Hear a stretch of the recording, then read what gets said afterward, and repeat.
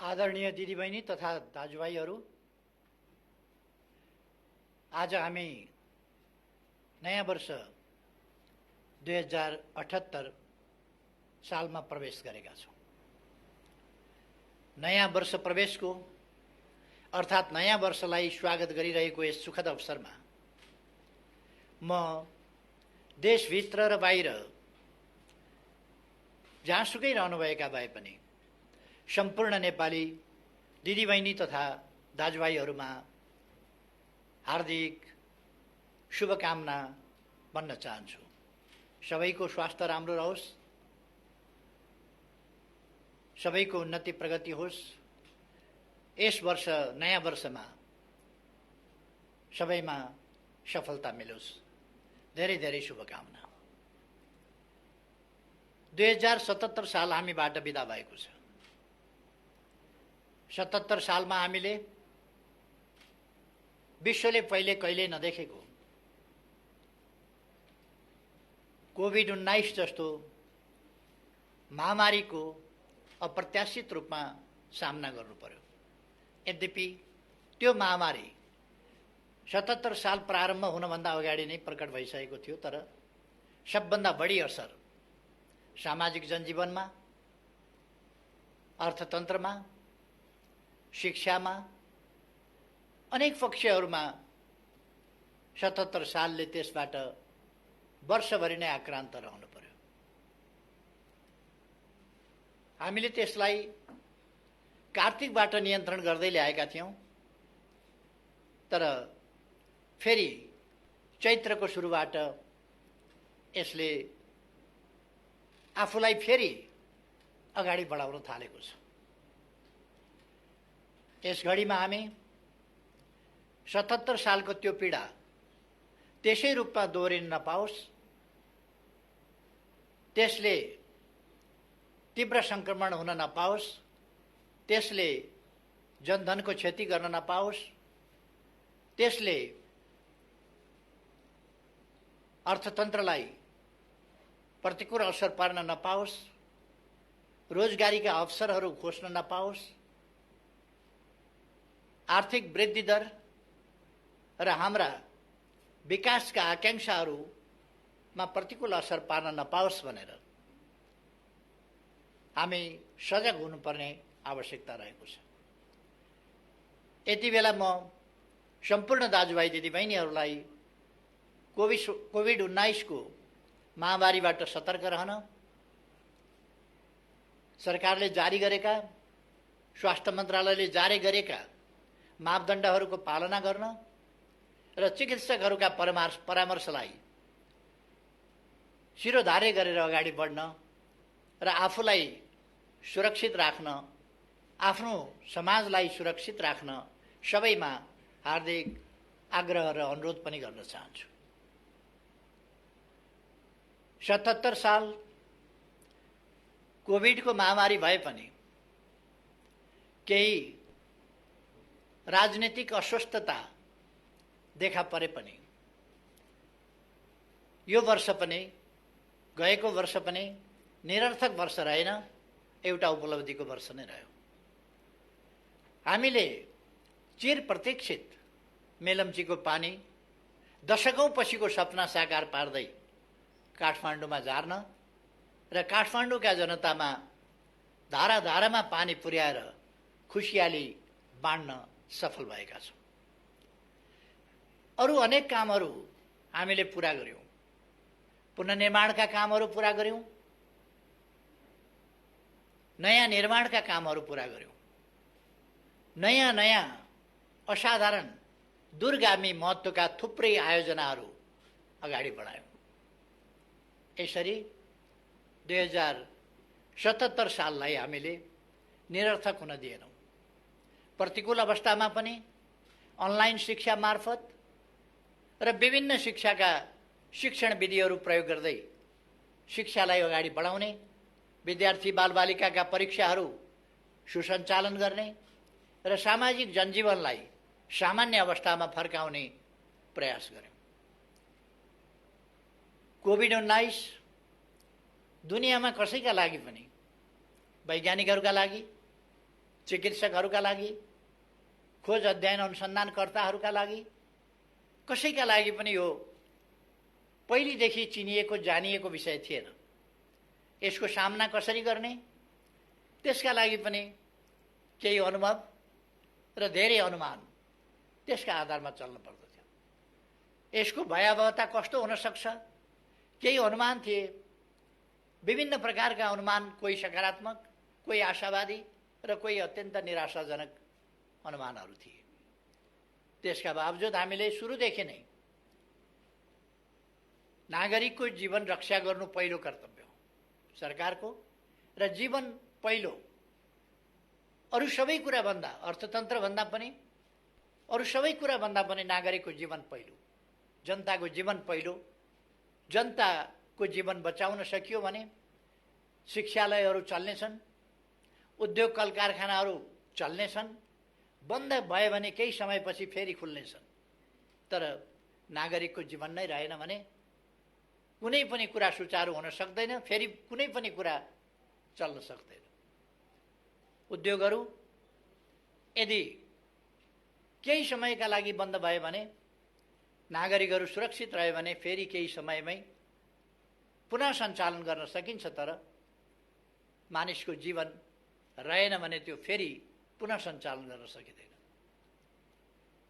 सबै कुरा मानिसका लागि, सबै कुरा मानवद्वारा। त्यसर्थ हामीले जीवनको सुरक्षालाई प्राथमिक महत्त्वमा राखेर हाम्रा सबै कोभिड विरुद्धका गतिविधिहरू सञ्चालन गर्यौँ। त्यसले गर्दा हाम्रा सही नीतिकै कारणले हामी असफल भएनौँ।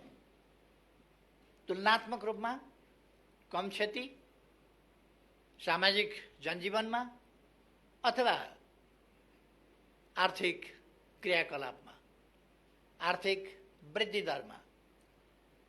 यद्यपि समग्र आर्थिक वृद्धि दरमा केही प्रतिकूल असरहरू परे, तर त्यसो भए पनि हामी ऋणात्मक दिशामा जान परेन। हाम्रा कृषि उपजहरूमा वृद्धि दर राम्रै रह्यो। अरू विभिन्न क्षेत्रहरूमा पनि हामीले कृषि दर, वृद्धि दर राम्रै गर्यौँ। हाम्रो व्यापार घाटा सन्तुलनतर्फ फर्काउने प्रयास गएको 77 सालमा पनि जारी रह्यो र हामीले व्यापार घाटाको ग्यापलाई कम गर्दै लाने दिशामा थोरै भए पनि केही सफलता प्राप्त गर्यौँ। अर्थात् गएको वर्ष हामीले सफलताको वर्ष नै मान्नुपर्छ, असफलताको वर्ष होइन। जसरी त्यसभन्दा अघिल्लो वर्ष हामीले राजनीतिक हिसाबले पृथकतावाद र पृथकतावादी सोचलाई देशबाट अन्त्य गरेर राष्ट्रिय एकतातर्फको एउटा महत्त्वपूर्ण सफलता हासिल गरेका थियौँ। संविधानको सर्वस्वीकार्यताको सन्दर्भमा महत्त्वपूर्ण पाइला चालेका थियौँ र सफलता प्राप्त गरेका थियौँ। यस वर्ष हिंसाको बाटो लिइरहेको समूहलाई शान्तिपूर्ण राजनीतिको मूलधारमा फर्काउने सफलता प्राप्त गरेर हामीले अर्को सफलता प्राप्त गर्यौँ कि अब देशमा हिंसाको राजनीति छैन, अर्थात् राजनीतिलाई हिंसाको माध्यमबाट आफ्ना उद्देश्य प्राप्त गर्ने तरिका अवलम्बन गर्ने कुनै समूह छैन। अर्थात् अब राजनीतिक अभिष्ट संवैधानिक र शान्तिपूर्ण राजनीतिको मूलधारबाटै प्राप्त गर्न सकिन्छ। वास्तवमा अब जनतामा सार्वभौम सत्ता रहेको छ।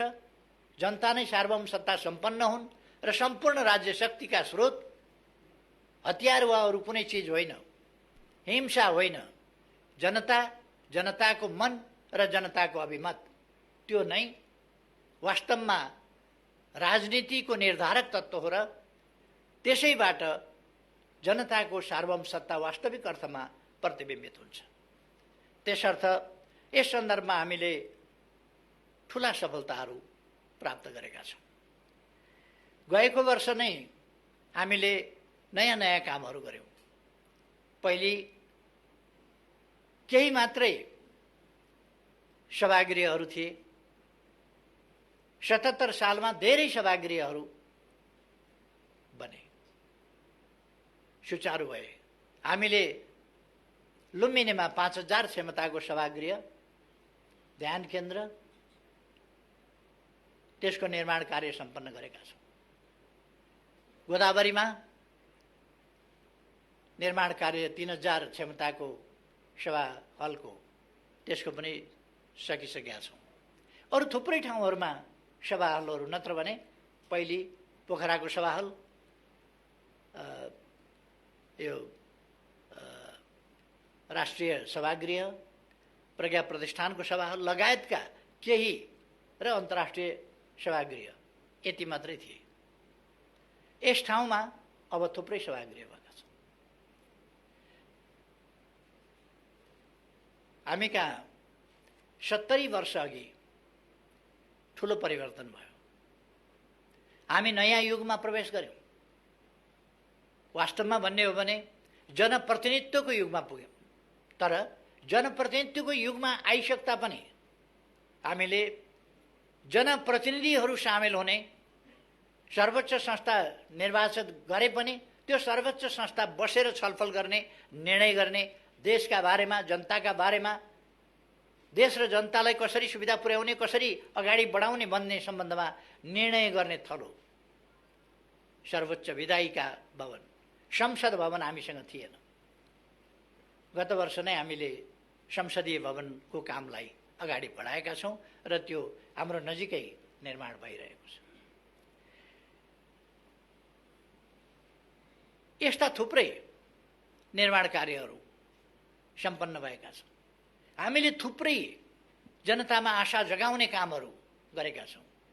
कतिपय कोणहरूबाट केही पनि भएन, केही पनि भएको छैन भन्ने हल्ला चलाउने, जनतालाई निराश बनाउने, जनतामा असन्तुष्टि भड्काउने प्रयासहरू भइरहे पनि सरकार त्यसबाट किञ्चित विचलित भएन। हामीले आशा जगाउने कामहरू, जनतामा आशा जगाउने कामहरू र सरकारका क्रियाकलापहरूप्रति भरोसा जगाउने कामहरू र भविष्यप्रति आशा र विश्वास जगाउने कामहरू लगातार गर्यौँ। हामीले बाटाहरूको सन्दर्भमा भन्ने हो भने थुप्रै बाटाहरू, दिनमा 5.5 किलोमिटर भन्दा बढी बाटो, प्रतिदिन 5.5 किलोमिटर बाटो बनेको छ यस बीचमा। र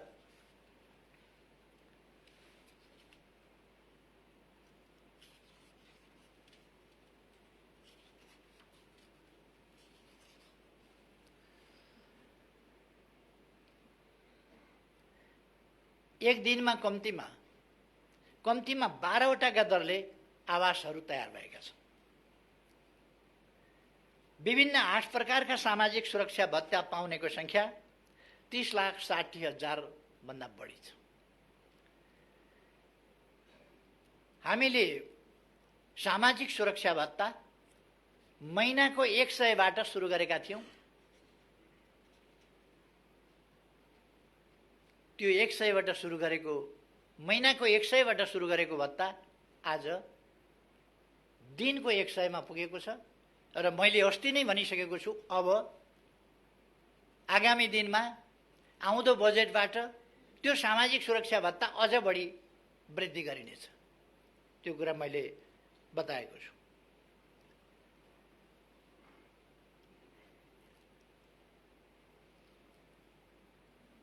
यस अवधिमा सामाजिक सुरक्षा भत्ता प्राप्त गर्ने संख्या थपिएको छ र त्यो लगभग 5 लाखको संख्यामा थपिएको छ।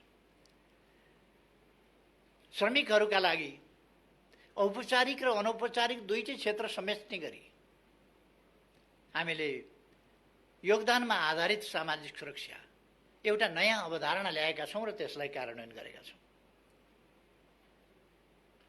यो 2075 मङ्सिर 11 गतेबाटै हामीले सुरु गरेका थियौँ। यस्ता थुप्रै कामहरू हामीले गरेका छौँ। मैले सडकको कुरा गरेँ। 5-5.5 किलोमिटरभन्दा बढी सडक हामी प्रतिदिन निर्माण गरिरहेका छौँ। हरेक दिन कम्तीमा एउटाभन्दा बढ्ताका दरले झोलुङ्गे पुल, हरेक दोस्रो दिन कम्तीमा एउटा सडक पुल, हरेक तेस्रो दिन एउटा ग्रामीण सडक पुल यस ढङ्गले निर्माण गरेको छ। पूर्वमा जाने हो भने भद्रपुर गलगलिया मेची खोलामा पुल बनेको छ। पश्चिममा जाने हो भने गड्डा चौकीमा पुल बनेको छ महाकालीमा। पूर्वदेखि पश्चिमसम्म हामीले नदी करिडरहरू, महाकाली करिडरदेखि लिएर कोशी करिडरसम्म विभिन्न करिडरहरू निर्माण गरेका छौँ। विभिन्न नाकाहरू खोलेका छौँ। उत्तर दक्षिणका बाटाहरू लिङ्क रोडका रूपमा, राजमार्गका रूपमा बनाएका छौँ। मध्य पहाडी राजमार्ग, जसलाई हामी पुष्पलाल राजमार्ग भन्छौँ, पुष्पलाल राजमार्ग तीव्रतर ढङ्गमा बनिरहेको छ र स्तरोन्नति पनि भइरहेको छ। मदन भण्डारी राजमार्गको निर्माणको वेग तीव्र छ। मैले भनिरहनु पर्दैन, पूर्वदेखि पश्चिमसम्मका दाजुभाइ दिदीबहिनीहरूले देखिरहनु भएको छ कुन ढङ्गले मदन भण्डारी राजमार्गको निर्माण भइरहेको छ।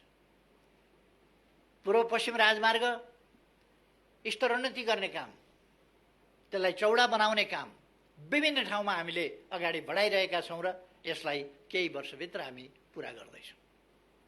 हुलाकी राजमार्ग अत्यधिक ठुलो मात्रामा सम्पन्न भइ नै सकेको छ। केही ठाउँहरूमा मात्रै सम्पन्न हुन बाँकी छ, खास गरी निकुञ्ज आदिका कारणहरूले। नत्र भने हामीले त्यसलाई पनि निर्माण गरिसकेका छौँ। अरू राजमार्गबाट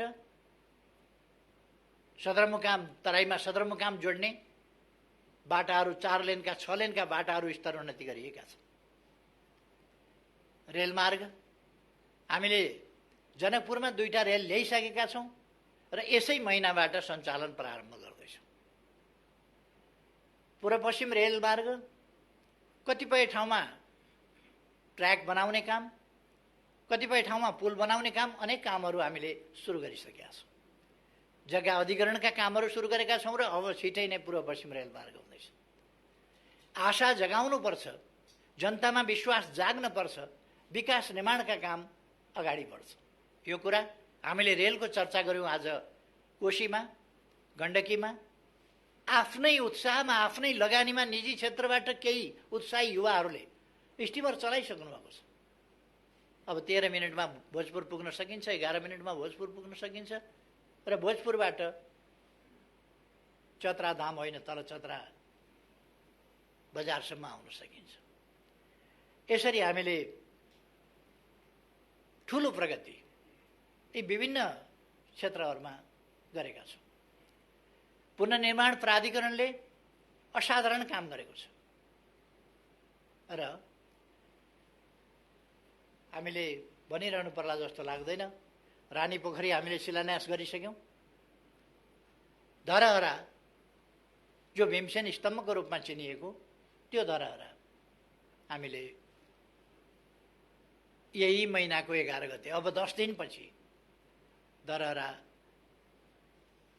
लिफ्टबाट बालबालिका, ज्येष्ठ नागरिक समेत लिफ्टबाट सुरेर माथि जान सक्ने र त्यसको कौशीबाट वरिपरि काठमाडौँको दृश्यावलोकन गर्न सकिने एउटा उपहारको रूपमा फेरि नेपाली जनता समक्ष हामी लोकार्पण गर्दैछौँ 11 गते। यस प्रकार विभिन्न प्रकारका कामहरू हामीले हवाई मैदानहरूको स्तरोन्नति गरेका छौँ। नयाँ हवाई मैदानहरू निर्माण गरेका छौँ। कतिपयलाई राति नचल्ने ठाउँबाट राति चल्ने बनाएका छौँ, कतिपयलाई विस्तार गरेका छौँ। त्रिभुवन अन्तर्राष्ट्रिय विमानस्थल कसैले पनि विदेशीहरू आउँदा अहिले पहिले आएका विदेशीहरूले भन्छन् त्रिभुवन अन्तर्राष्ट्रिय विमानस्थलमा झर्ने बित्तिकै नयाँपन अनुभव हुन्छ। त्यसपछि काठमाडौँ छिर्ने बित्तिकै नयाँपन अनुभूति हुन्छ। अर्थात् हामीले समयलाई प्रतिकूलताका बीचमा पनि खेर जान दिएका छैनौँ। थुप्रै विद्यालय भवनहरू निर्माण गरेका छौँ। दरबार हाई स्कुल 6 गते पाटन ढोकामा जापानको सहयोगमा भव्य उच्च माध्यमिक विद्यालय हामी त्यहाँ उद्घाटन गर्दैछौँ। कतिपयले यसलाई अर्थहीन भने, कसैले यसलाई प्रचार मात्रै भने। मेलम्चीको सपना, मेलम्चीको पानी ल्याउने सपना धारा धारामा बाँडेर पुरा गर्नु गफ मात्रै होइन। यसमा जस लिने, श्रेय लिने, कसैले के भने, कसैले के भने, तर हामीलाई जस वा श्रेय लिने त्यसको होडबाजीमा सामेल हुन रहर छैन। हामीलाई जस चाहिएको होइन, हामीलाई काम चाहिएको। हामीलाई कामलाई सफल बनाउनु छ, देशलाई अगाडि बढाउनु छ, जनतालाई सुविधा पुर्याउनु छ। हामीलाई देशबाट गरिबी हटाउनु छ, देशलाई माथि उठाउनु छ, पछौटेपनबाट अगाडि बढाउनु छ, देशलाई आधुनिकीकरण गर्नु छ, हामीलाई विज्ञान प्रविधिको प्रयोग गर्नु छ र हामीले डिजिटल नेपाल भनेका छौँ। डिजिटल नेपालको क्षेत्रमा हामीले कृषिलाई पनि आधुनिक प्रविधिको प्रयोग गरेर अगाडि बढाउने काम हामीले गरेका छौँ। नयाँ पिँढी, विद्यालय, शिक्षालय, विभिन्न ठाउँहरू वा अरू ठाउँहरू, आज एउटै ठाउँबाट हामी विभिन्न आयोजनाहरू सिंहदरबारबाट कसरी बनिरहेका छन् भनेर हेर्न सक्छौँ। तामाकोशीको काम कस्तो भइरहेको छ, भैरवा एयरपोर्टको काम कस्तो भइरहेको छ, पोखरा एयरपोर्टको काम कस्तो भइरहेको छ, भेरी बबईको काम कस्तो भइराखेको छ, यी सबै कुराहरू हामी यहीँ सिंहदरबारमा बसेर हेर्छौँ। यी उपलब्धिहरू हामीले हासिल गरेका छौँ। यस सम्बन्धमा म धेरै जान चाहन्न, किनभने गत फागुन 3 गते 3 वर्ष कार्यकाल पुगेको सन्दर्भमा मैले सञ्चार माध्यमहरूसँगको ब्रिफिङमा भनेको थिएँ, अलिक सविस्तारमा ती कुराहरू बताएको थिएँ। त्यसकारण म त्यसमा गइरहनुपर्छ भन्ने लाग्दैन मलाई। अस्ति फागुन 3 गते मात्रै सविस्तार बताइएको छ। त्यसकारण म त्यसमा अहिले धेरै गइरहन आवश्यक ठान्दिनँ। हामीले पर्यटन क्षेत्र समस्याग्रस्त भएको देखेका छौँ र अब आगामी दिनहरूमा हामी पर्यटन क्षेत्रका कमीहरूलाई, त्यसलाई कसरी पुनरुत्थान गर्न सकिन्छ, पर्यटन क्षेत्रको र पर्यटन क्षेत्रलाई प्रभावकारी ढङ्गले अगाडि बढाउन सकिन्छ, त्यसमा ध्यान दिनेछौँ। तर त्यसका लागि र अरू आर्थिक क्रियाकलाप र तिनको सफलताका लागि म सबैमा आग्रह गर्न चाहन्छु, हामी कोभिडबाट सुरक्षित हुनु पर्यो। कोभिडका प्रोटोकल्स, त्यसका मापदण्डहरू, सरकारले जारी गरेका जानकारीहरू र सरकारले गरेका आग्रहहरूलाई पालना गरौँ र त्यसअनुसार आफू सुरक्षित बनौँ, अरूलाई पनि सुरक्षित बनाऊँ। त्यसो गऱ्यौँ भने हामी हाम्रो जनजीवनलाई पनि सुचारू बनाउन सक्छौँ। कतिपयले आजै लकडाउन हुन्छ, भरे नै लकडाउन हुन्छ, भोलि नै लकडाउन हुन्छ भन्ने हल्ला चलाएको देखिन्छ। सरकार सकेसम्म लकडाउनमा जान चाहँदैन, तर हामीले एका राख्नुपर्दछ। युरोपका देशहरू, कतिपय देशहरू, विकसित भनिएका कतिपय देशहरू जब महामारी भत्तै फैलियो, त्यस्तो अवस्थामा लकडाउन गर्न बाध्य छ। दोस्रो चरणमा, तेस्रो चरणमा फैलिएको त्यो लहरबाट बच्नका लागि लकडाउनको सहारा लिनुपर्ने अवस्था छ। हामी चाहन्छौँ अहिले नै अरू विधिबाटै, हाम्रो सतर्कताको विधिबाट हामी परिस्थितिलाई बिग्रिन नदिउँ र त्यहाँ पुग्न नदिउँ भन्ने मैले आग्रह गरेको छु। अस्ति मैले बोल्दा लकडाउन गर्ने धम्की दियो भन्ने पनि केहीले भने। म धम्की कसलाई दिन्छु? म धम्की दिने हैसियत पनि राख्दिनँ, धम्की दिनुलाई उचित पनि ठान्दिनँ। मैले त्यस्तो अवस्था नआओस् भन्ने कुरामा हामीले ध्यान दिनुपर्छ। परिस्थिति बिग्रियो भने त्यहाँ पनि पुग्न सक्छ, त्यसकारण सजग हुनुपर्छ भनेर अपिल गरेको थिएँ। तसर्थ म आग्रह गर्न चाहन्छु, हामी सतर्क बनेर अगाडि जान आवश्यक छ। यसबीचमा हामीले जमिनहरूको digital map, digital soil map भनेर हामीले कुन जमिन कस्तो छ भन्ने कुराको अध्ययन यहीँबाट गर्न सकिने गरी सोइल म्यापिङ गरिसकेका छौँ। त्यसबाट हाम्रो जमिन कुन ठाउँमा केमा रुखो छ, केमा मलिलो छ, कुन बालीका लागि उपयुक्त छ जस्ता कुराहरूको माटोको परीक्षण त्यही गएर माटो उठाएर ल्याउनु पर्दैन। हामीले मेसिनबाट आकाशबाटै गरेको एक्सरेबाट ती कुराहरू सबै आउँछ। हामीले डिजिटलाइज गरेका छौँ मालपोत कार्यालयहरू, थुप्रै ठाउँहरूलाई हामीले डिजिटलाइज गरेका छौँ, नागरिक एप्स बनाएका छौँ। मैले अघि नै भने 77 साल असफलताको वर्ष होइन, त्यो राजनीतिक हिसाबले होस्, आर्थिक हिसाबले होस्, त्यसै गरेर सामाजिक क्षेत्रमा पनि यो सफलताको वर्ष रहेको छ। हामीले सडक बालबालिकाहरू यो 2078 सालभित्र सडक बालबालिका, सडक मानव र सडकमा भिक्षामदेही भन्ने स्थिति अन्त्य गर्ने त्यो कुराहरू पुरा गर्छौँ भनेर भनेका छौँ। अहिले नै 77 सालमै हामीले क्याम्पेन चलाएर, अभियान चलाएर सडक बालबालिका र सडक मानव नरहेको स्थिति बनाइसकेका छौँ। पूर्ण रूपमा हामी यस सालभित्र त्यो गरिसक्छौँ। जो बालबालिकाले अभिभावक गुमाएका छन् त्यस्ता बालबालिकाको अभिभावक सरकार छ। जो ज्येष्ठ नागरिकहरूले सहारा गुमाएका छन् उनीहरूको सहारा सरकार छ। जसले विभिन्न कारणले भिख मागेर हिँड्नु पर्ने स्थिति सिर्जना भएको छ, त्यो स्थितिको अन्त्य गर्न र वास्तविक अर्थमा त्यस्तो अवस्था छ भने त्यसलाई अन्त्य गरेर एउटा सम्मानित जीवन बाँच्न पाउने त्यस स्थितिको निर्माण सरकारले गर्छ भनेर हामीले भनेका छौँ। छाउपडी होस्, बोक्सी होस्, यसका विरुद्ध हामीले अभियान चलाएका छौँ। एसिड आक्रमणका विरुद्ध हामीले अध्यादेश, त्यो जरुरी कुरा बन्यो, समाजले त्यसमा सरकारको बढी ध्यानआकर्षण पनि गर्यो। त्यसकारण हामीले अध्यादेशबाट एसिड आक्रमण विरुद्धको कडा कानुन ल्यायौँ। बलात्कार, बलात्कार पछिका हत्या जस्ता कुराहरूलाई नियन्त्रण गर्नका लागि कानुन ल्यायौँ। अचम्म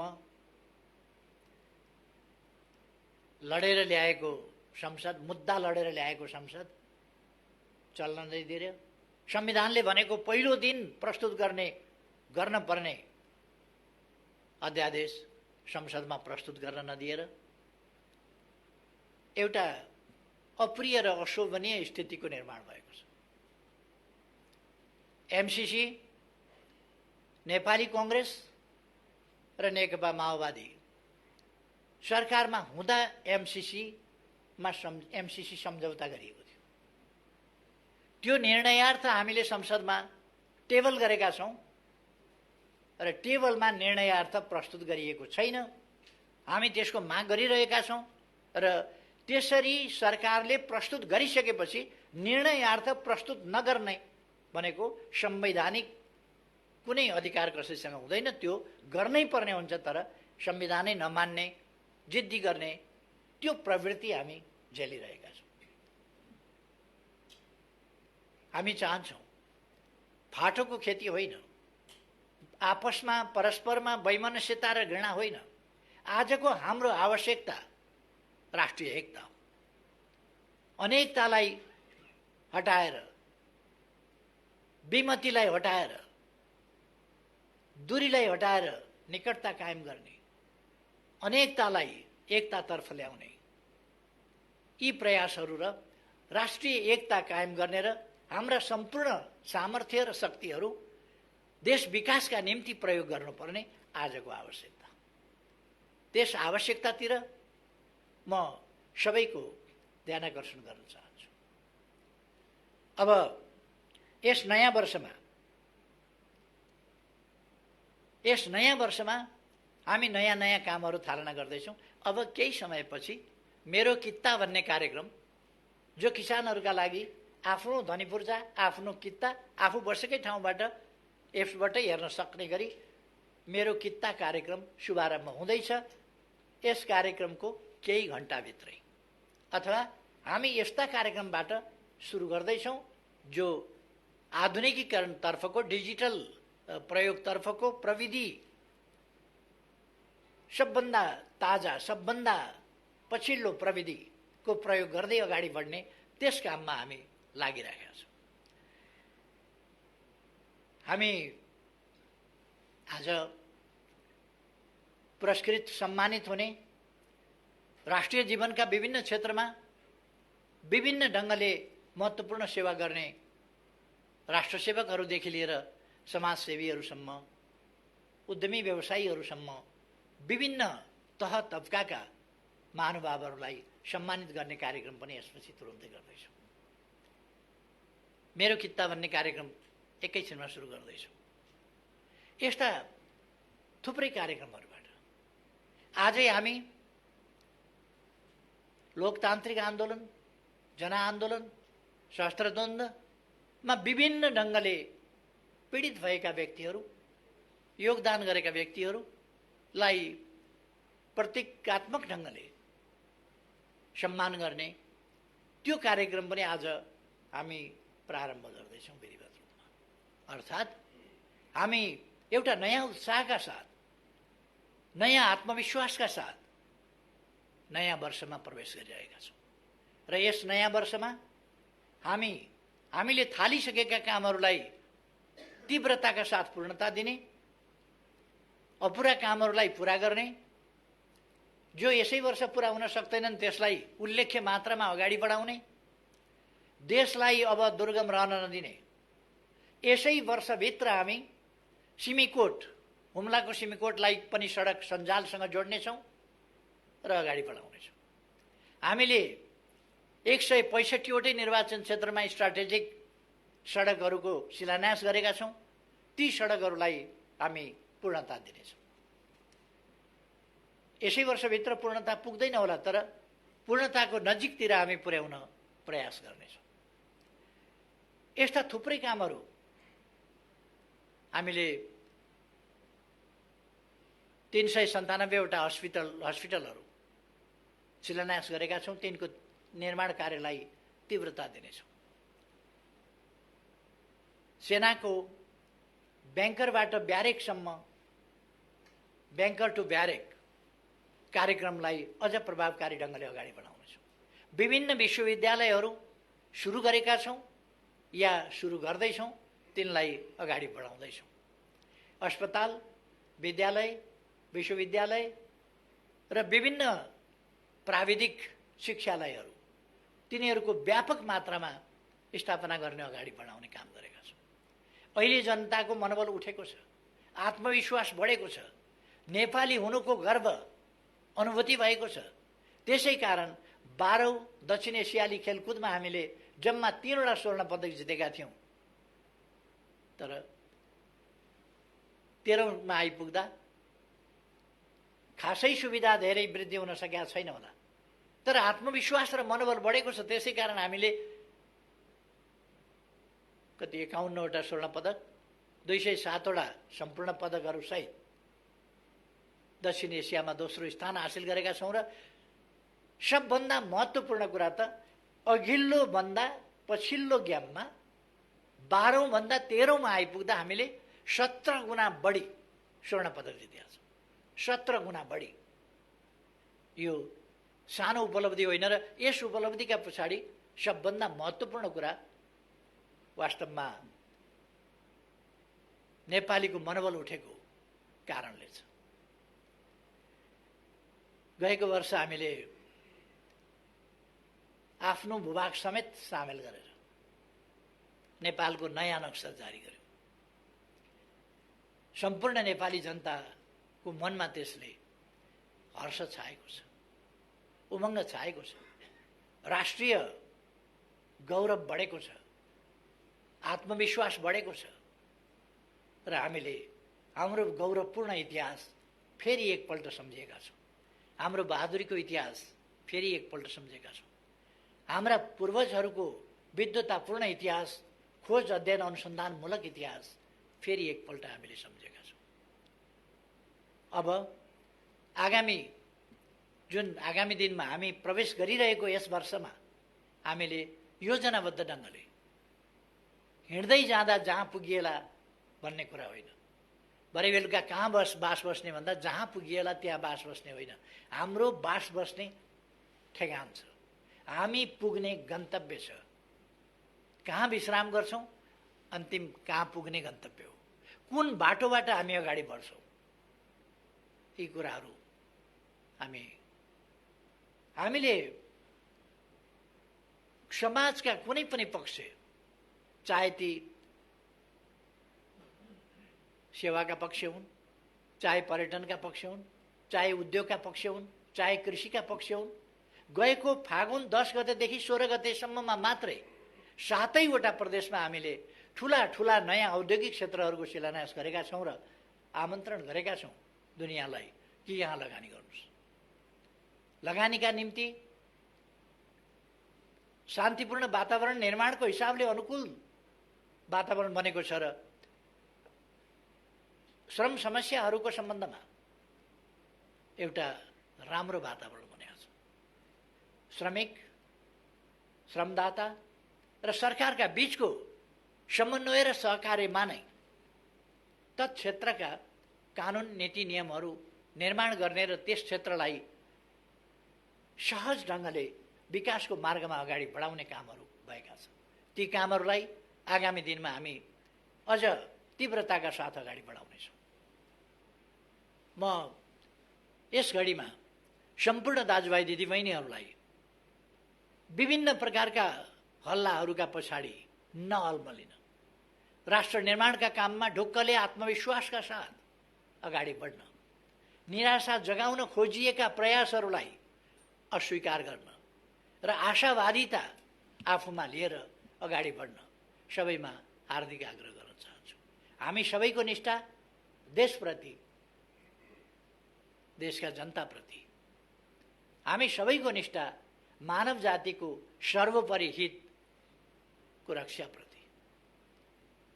हामीले अन्तर्राष्ट्रिय क्षेत्रमा हाम्रा राष्ट्रिय हितहरूलाई रक्षा गर्दै, तिनीहरूलाई सम्वर्धन गर्दै र हामीले भनेका छौँ राष्ट्रिय हितको प्रश्नमा जहिले पनि न्यायोचितता र अन्तर्राष्ट्रिय उत्तरदायित्व, यी पक्षहरूलाई हामीले बिर्सनु हुँदैन। न्याय बिनाको या न्यायरहित राष्ट्रिय हित राष्ट्रिय अहङ्कार हुन सक्छ अथवा अन्यायपूर्ण राष्ट्रिय हित हुन सक्छ। त्यस कुरामा हामी सजग हुनुपर्छ। हामी आफू पनि न्यायसहितको र अन्तर्राष्ट्रिय उत्तरदायित्व सहितको, शान्तिको पक्षको, न्यायको पक्षको, विकासको पक्षको, समानताको पक्षको यस्तो अन्तर्राष्ट्रिय सम्बन्धको पक्ष पोषण गर्छौँ र अरू सबै विश्वसँग पनि हामी त्यही अपेक्षा गर्छौँ। विश्वलाई शान्ति आवश्यकता छ, विकासका निम्ति शान्ति आवश्यकता छ, मानवीय सुखका निम्ति, निर्भय वातावरणका निम्ति, अमन चयनका निम्ति शान्तिपूर्ण वातावरण आवश्यक छ। त्यसकारण हामीले शान्तिपूर्ण वातावरण अरू कसैले निर्माण गर्ने होइन, दुनियाँका विभिन्न देशका नेतृत्ववर्गले यसमा गम्भीरताका साथ सोच्नु पर्दछ। अबको विश्वलाई हामीले भयमुक्त विश्व, त्रासमुक्त विश्व, समानतायुक्त विश्व, मानिसले सम्मानजनक जीवन जिउन पाउने विश्व, जैविक र मानवीय आवश्यकताको न्यूनतम न्यायोचित परिपूर्तिबाट प्रारम्भ गरेर सम्पूर्ण आवश्यकताहरूको यथोचित न्यायोचित परिपूर्ति र सुरक्षित र सम्मानित जीवन, यस्तो विश्व बनाउनका निम्ति म आग्रह गर्न चाहन्छु। हामीले हाम्रो सामाजिक जीवनका कुनै पनि क्षेत्रलाई छोडेका छैनौँ, बिर्सेका छैनौँ भनेर मैले भने। चाहे अपाङ्गता भएका व्यक्तिहरूको सन्दर्भ होस्, अशक्तता भएका व्यक्तिहरूको सन्दर्भ होस्, अथवा सामाजिक जीवनका अरू क्षेत्रहरूको, युवाहरूका भावनाको कुरा होस्, युवाहरूका समस्याहरू समाधानको कुरा होस्, त्यसप्रति सरकार सजग छ र सजगताका साथ युवा शक्तिलाई साथ लिएर अगाडि बढ्न चाहन्छ। हिजो द्वन्द्वका कारणले गाउँ बस्न सकेनन्, हिजो द्वन्द्वका कारणले सहर आएर पनि धर भएन, जीविका चल्ने स्थिति भएन र विदेश जाने एउटा सिलसिला सुरु भयो र त्यसले लहरको रूप लियो। अब आज त्यस्तो अवस्था होइन। विदेश बढी असुरक्षित छ, विदेश बढी कष्टपूर्ण छ। त्यसकारण हामी देशभित्रै बसौँ, देश निर्माणका काममा जुटौँ, उपलब्ध रोजगारीका अवसरहरू प्रयोग गरौँ र उपलब्धको प्रयोग गरौँ, उपयुक्तको खोजी गरौँ। सरकार रोजगारीका अवसरहरू युवाहरूलाई उपलब्ध गराउन चाहन्छ र उपयुक्त रोजगारीका अवसरको खोजी गर्दै ती पनि उपलब्ध गराउन चाहन्छ। त्यसकारण म आग्रह गर्न चाहन्छु हाम्रो युवा समुदायसँग, जो रोजगारी उपलब्ध छ त्यसको प्रयोग गरौँ। उपयुक्त प्रकारको रोजगारी यो होइन भन्ने ठानिएको छ भने त्यो क्रमशः उपलब्ध रोजगारीको प्रयोग गर्दै जाँदा हामी त्यसलाई प्रयोग गर्न प्राप्त गर्न सक्छौँ र भोलि देशको विकाससँगै रोजगारीका अवसरसँगै देशको विकास अन्योन्याश्रित ढङ्गले अगाडि बढ्नेछ। हामी ओलाङचुङ गोलाको बाटोबाट तिब्बत जोड्ने कुरा होस्, किमा थाङ्खाको बाटोबाट तिब्बत जोड्ने कुरा होस्, दक्षिणतर्फ त हामीले बाटाहरू जोडेका छौँ, थुप्रै पुलहरू निर्माण गरेका छौँ। अब डुबानका समस्या हामी समाधान गर्दैछौँ। हामी चाँदनी दोधारामा 10 क्युमेक्स पानी लगेर शारदाको ब्यारेजबाट पानी, त्यहाँको टनेलबाट, शारदाको टनेलबाट, क्यानेलबाट पानी उपलब्ध गराउँदैछौँ। त्यसर्थ म आशावादिताका साथ अगाडि बढौँ भन्छु। सुनकोशी मरिन डाइभर्सन हामीले शिलान्यास गऱ्यौँ।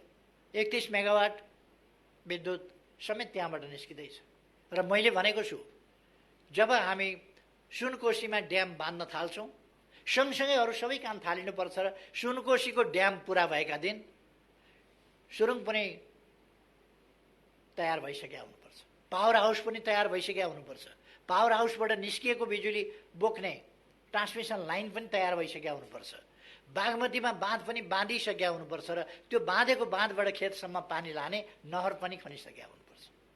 यो तालमेलका साथ काम अगाडि बढेको हुनुपर्छ भनेर मैले निर्देश पनि गरिसकेका छु। यसले मैले पहिले प्रदेश नम्बर 2 को प्रदेश सभालाई सम्बोधन गर्दा भनेको थिएँ कि हामी सुनकोशीको पानी पहाड पाल पारेर त्यहाँ सुरुङ खनेर मरिनमा झार्नेछौँ र सिँचाइ गर्नेछौँ। 1,85,000 बिघा, त्यसबाट बारा, रौतहट, सर्लाही, महोत्तरी, धनुषाका 1,85,000 बिघा जमिन त्यसले सिँचाइ गर्दैछ। अर्को आयोजना हामी सुरु गर्दैछौँ त्यहाँ सुनकोशी कमला डाइभर्सन, जसबाट 1,70,000 बिघा थप सिँचाइ हुनेछ। अर्थात् तराईको मोटामोटी सिँचाइको समस्या पुरा हुनेछ। त्यसलाई हामी पुरा गर्नेछौँ र कृषिको आधुनिकीकरणमा यसले ठुलो योगदान पुर्याउनेछ। तमर, चिस्याङ, नौमुरे जलविद्युत आयोजनाबाट, त्यो बहुद्देश्य आयोजनाबाट गरिने कपिलवस्तु लगायतको सिँचाइको प्रबन्धदेखि लिएर अरू थुप्रै कामहरू भेरी बबई तयार हुने लागेका छ र हामी बाटा निर्माणहरूको सन्दर्भमा पनि, सडक निर्माणको सन्दर्भमा पनि र आवश्यकता परेमा अरू प्रकारका पनि फास्ट ट्र्याक अगाडि बढिरहेको छ र त्यहाँ पनि लामा लामा 2टा टनेल बन्दैछ। हामी टनेल युगमा प्रवेश गर्नका लागि बाटाको क्षेत्रमा यो थानकोट नौबिसे सडक, त्यसबाट पनि देखिएको छ हामी टनेल युगमा प्रवेश गरेका छौँ। अब काठमाडौँवासीलाई एउटा सजिलो के पनि भएको छ भने टनेल निर्माण कसरी भइरहेको छ त्यो हेर्न जाने, टनेल कसरी निर्माण हुँदो रहेछ, कसरी अब टनेलबाट नौबिसे छिर्ने, नौबिसेबाट काठमाडौँ छिर्ने, त्यो बाटो 3-4 किलोमिटरको बाटो भएर कसरी आउँदैछ, यस्ता कुराहरू। उत्तर दक्षिण रेल, उत्तर दक्षिण बाटा र यिनीहरूमा पनि टनेलको प्रयोग, यी कामहरू पनि हामी गर्दैछौँ। अथवा नेपाल एकपछि अर्को गरी नयाँ युगमा प्रवेश गर्दैछ। यो 2078 साल वैशाख 1 गते लाग्दा पात्रो अथवा क्यालेन्डर, यसको पाना पल्टिएको मात्रै होइन, पात्रोको पाना पल्टिएको मात्रै होइन, मिति परिवर्तन भएको मात्रै होइन, हामीले यहाँको स्तर पनि परिवर्तन गरेका छौँ, स्तर पनि परिवर्तन गर्दै जानेछौँ। यस आशावादिताका साथ अगाडि बढौँ भन्ने म सबैमा धेरै धेरै आग्रह गर्न चाहन्छु र फेरि एकपल्ट सम्पूर्ण नेपाली दिदीबहिनी तथा दाजुभाइहरूमा कोभिड-19बाट सावधान रहन, यसको बचावका उपायहरू गर्न, बालबालिकाहरूलाई पनि बचाउन, ज्येष्ठ नागरिकहरूलाई पनि बचाउन अगाडि बढौँ। हामीले खोपको सुरुवात गरिसकेका छौँ। 18.5 लाख लगभग व्यक्तिले खोप लगाइसकेको स्थिति छ। खोपको कार्यक्रम अगाडि बढ्दै जानेछ र यसलाई हामी नियन्त्रण गर्न सफल हुनेछौँ भन्ने विश्वासका साथ अघि बढौँ। सबैमा धेरै धेरै फेरि पनि शुभकामना भन्न चाहन्छु। नयाँ वर्ष 2078 सबैका लागि सुस्वास्थ्य, सुख समृद्धि, सफलताको वर्ष रहोस्, सबैको खुसीको वर्ष रहोस्। सबैमा धेरै धेरै धन्यवाद।